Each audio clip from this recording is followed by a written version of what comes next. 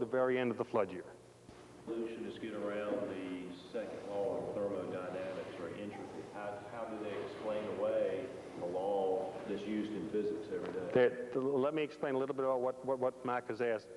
What he's asked about is what's called the second law of thermodynamics, and what that says is the universe is running down. You can find it out simply by taking your car and parking it in a field for a couple of years and see if it begins to decompose. It will. Take a brick wall and leave it for a couple of years. It'll start to fall apart. Why? Because the law of entropy is true. Grow older and it's demonstrated also. Okay, things begin to run down. Things don't work the same anymore. Well, that's true in the universe. We can prove that. We can prove that in physics. We can go in a laboratory and I can demonstrate to you in concrete scientific experimentation that the universe really is running down. I can prove that to you. Well, how do we get around that then? Because evolution says everything's moving upward, everything's improving, everything's getting better. You know, we're getting new creatures all the time, and things are appearing.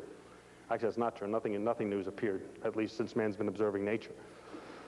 Well, what they say is a couple different ones. One of them is the Earth is not a closed system, it's an open system. And the energy coming in from the sun is sufficient to overcome the law of thermodynamics on a local level. The problem is, that was a wonderful argument in the last century. But in this century, with something called information theory, it doesn't hold up anymore.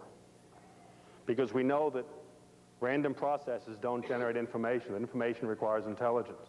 So even though you have excess energy coming into the Earth, that doesn't give you order. All it gives you is additional energy. That's one argument. There's another interesting thing in physics that follows even further, and that's the first law. You ever think about the first law? The first law says you can't get something from nothing.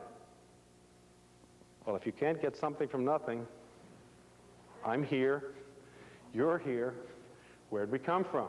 Interesting question.